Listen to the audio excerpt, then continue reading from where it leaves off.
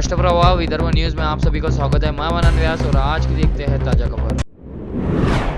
पसंदीदा लड़के से शादी करने से इनकार करने पर एक नाबालिग लड़की ने अपने पिता के खिलाफ रेप का मामला दर्ज कराया है। इस मामले में अमरावती सेक्शन कोर्ट ने 10 साल की सजा सुनाई थी। इसके खिलाफ पिता ने बॉम्बे हाई कोर्ट की नागपुर बेंच में अपील दायर की। न्यायमूर्ति गोविंद सानप की बेंच के समक्ष मामले की सुनवाई के बाद कोर्ट ने अहम टिप्पणी की। अमरावती जिले के शिरखेड़ पुलिस स्टेशन के अंतर्गत एक 14 वर्षीय लड़के ने अपने पिता के खिलाफ बलात्कार का मामला दर्ज कराया है। अपराध दर्ज होने के समय लड़की 9वीं कक्षा में पढ़ती थी। शिकायत दर्ज होने से 7 साल पहले लड़की की मां ने घर छोड़ दिया और दूसरी शादी कर ली। इसके बाद पिता ही बेटी का पालन पोषण कर रहे थे।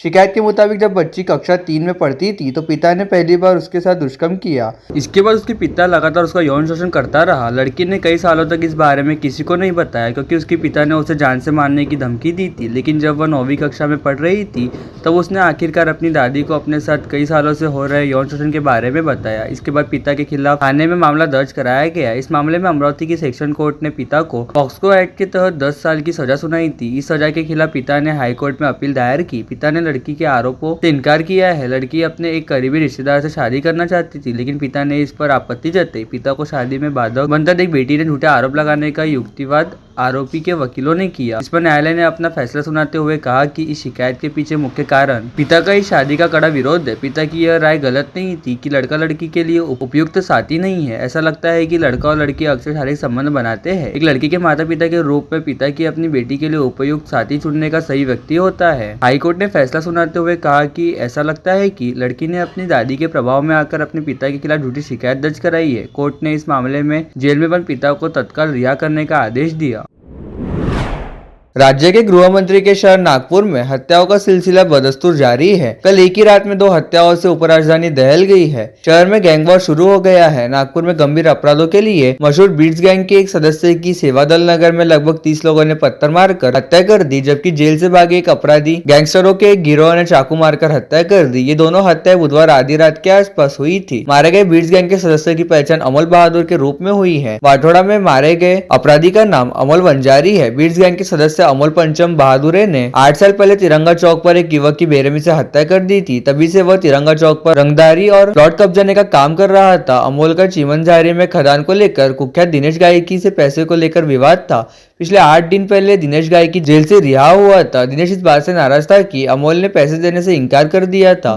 प्रवीण डिंगे, शुभम हटवार, प्रतीक गाटे सहित दिनेश के करीब 30 साथी सेवादल नगर में एकत्र हुए। उसने अमोल को फोन किया। रात 11:30 बजे अमोल तो साथियों के साथ कार से वहां पहुंचा। आरोपी ने अमोल की कार को घेर लिया था। डरा हुआ अमोल कार से बाहर नहीं निकल रहा था तो आरोपियों ने उसकी कार के शीशे तोड़ दिए और उसे बाहर खींच लिया। उन्होंने पत्थर से कुचलकर उसकी हत्या कर दी। उसके साथी अमित बुंसारी और बंटी गंभीर रूप से घायल हो गए। घटना की जानकारी मिलते ही सक्करदरा पुलिस सेक्शन में आ गई। दूसरी घटना में मारे गए अमोल कृष्णराव वंजारी का वाटोड़ा में आतंक है। उसका बस्ती में वर्चस्व को लेकर प्रधान राजन उइके उर्फ गब्बर से विवाद हो गया। तो कुछ दिन पहले अमोल ने गब्बर को जान से मारने की धमकी देकर उसके साथ मारपीट की। इस मामले में गब्बर ने वाटोड़ा पुलिस में शिकायत दर्ज कराई है। पुलिस ने अमोल को गिरफ्तार कर लिया। 2 दिन पहले ही अमोल जेल से छूटा था। गब्बर को अपनी जान का डर सता रहा था, इसलिए उसने तेजस राम और 2 अल्वियन साथियों की मदद से अमोल का कांटा निकालने की साजिश रची। बुधवार रात वह 3 साथियों की मदद से डंपिंग यार्ड की दीवार के पास बैठे अमोल के पास पहुंचा। चारों ने अमोल पर चाकू से हमला कर उसे मौत के घाट उतार दिया।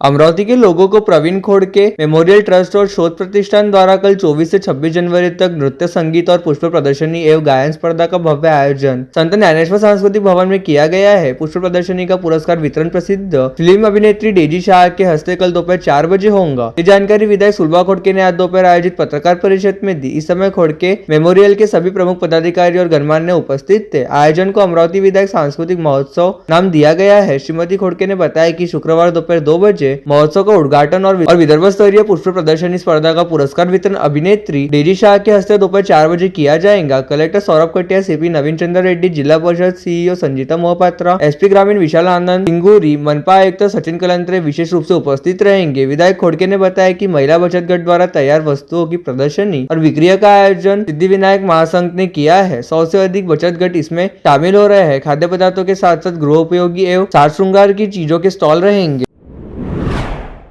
क्रेडाई का ग्रैंड प्रॉपर्टी एक्सपो कल शुक्रवार 24 जनवरी से 4 दिनों तक साइंस कोर मैदान पर होने जा रहा है। इसके प्रचार प्रसार के लिए आज एक शानदार रैली निकालकर शहरवासियों का ध्यान आकर्षित किया गया। इस ग्रैंड प्रॉपर्टी एक्सपो का उद्घाटन मनपा आयुक्त सचिन कलंत्रे व जिला परिषद सीईओ संजीता मोहपात्रा के हाथों होगा। क्रेडाई के अध्यक्ष नीलेश ठाकरे ने बताया कि शहर के बीच स्थित साइंस कोर मैदान पर 24 से 27 जनवरी दौरान आयोजन रखा है, जिसमें रो हाउस, फ्लैट, दुकानें, गृह सजावट की सभी चीजों के स्टॉल्स, फर्नीचर, पेंट और अन्य के स्टॉल के साथ ही 4 व्हीलर्स और 2 व्हीलर्स के भी स्टॉल रहेंगे। होम लोन देने वाली बैंक तथा वित्तीय संस्थाओं के स्टॉल वहां उपलब्ध रहेंगे। एक ही छत के नीचे ग्राहकों को सभी सुविधाएं मिलने वाली है। इस बार के एक्सपो में प्रॉपर्टी खरीदने वालों को स्टैंप ड्यूटी में 50% छूट मिलेगी। उसी प्रकार ग्रैंड एक्सपो को भेंट देने वाले प्रत्येक को कूपन दिए जाएंगे। यह कूपन लकी ड्रॉ में शामिल किए जाएंगे। विजेताओं को लाखों के पुरस्कार दिए जाएंगे।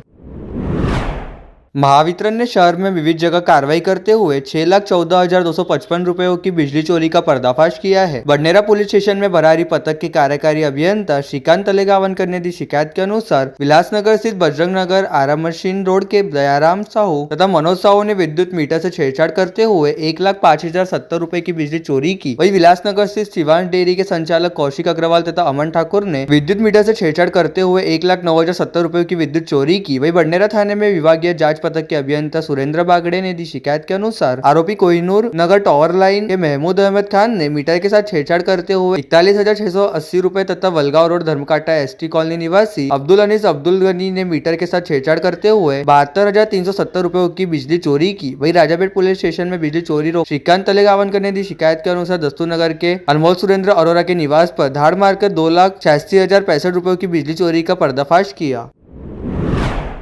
नागपुर रोड राहड़गांव स्थित ड्रीम्सलैंड मार्केट में महिला के साथ दुष्कर्म का मामला सामने आया है। नांदगांवपेट पुलिस स्टेशन में भुक्तभोगी महिला ने दी शिकायत के अनुसार वह मार्केट के लोअर बनाने के कारखाने में काम करती है। वही 29 वर्षीय गुलाम अंसारी से वह काम सीख रही थी। अगस्त 2024 को मार्केट में धाड़ गिरने की खबर के बाद आरोपी गुलाम मंसूरी ने शटर बंद करके उसके साथ जबरन दुष्कर्म किया। उसके बाद विविध जगह पर ले जाकर भी उसका शारीरिक शोषण किया। 19 जनवरी 2025 को जब वह घर पर थी तो उसे कुर्बान नामक युवक का फोन आया। तब उसके पति ने पूछने पर उसने गुलाम ने डराकर बार बार शारीरिक शोषण करने की हकीकत बताई, जिसके बाद पति के साथ पुलिस स्टेशन पहुंचकर गुलाम के खिलाफ शिकायत दर्ज कराई। फ्रेजरपुरा पुलिस स्टेशन में महिला ने दी शिकायत के अनुसार फायर सोटिस कंपनी कस्टमर सर्विस तथा आरोही शर्मा ने व्हाट्सएप और शेयर मार्केट में ट्रेडिंग के नाम पर विविध खातों में पैसे डालने को कहा, जिसके बाद फरियादी महिला ने 2,54,548 रुपए बैंक खातों में डाले, जिसके बाद ठगी का शिकार होने से महिला ने शिकायत दी।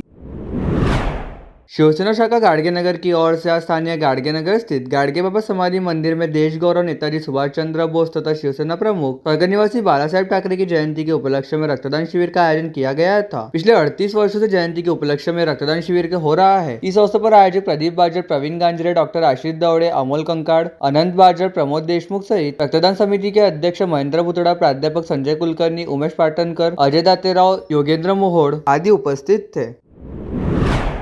भाजपा नेता तथा पूर्व सांसद किरीट सोमैया ने कुछ रोज पहले अमरावती से अंजनगांव सूजी में अवैध तरीके से रह रहे बांग्लादेशियों तथा रोहिंग्याओं को स्थानीय प्रशासन ने जन्म प्रमाण पत्र जारी करने का आरोप लगाया था, जिसके बाद आज सुबह से राहड़गांव में एक वर्क प्लेस पर पुलिस ने दबिश दी। समाचार लिखे जाने तक वहां 100 लोगों की दस्तावेजों की जाँच कर संदिग्ध दस्तावेज छटनी की गई थी। शाम तक 250 लोगों से पूछताछ व जाँच करने का दावा दोनों विशेष दस्तों ने किया। पुलिस आयुक्त नवीन चंद्र रेड्डी ने शहर और परिसर से संदिग्ध बांग्लादेशियों की खोज के लिए कई दल गठित किए हैं। आने वाले दिनों में यह अभियान चलेगा। और लेटेस्ट न्यूज़ देखने के लिए राष्ट्रप्रभा चैनल को लाइक और सब्सक्राइब कीजिए।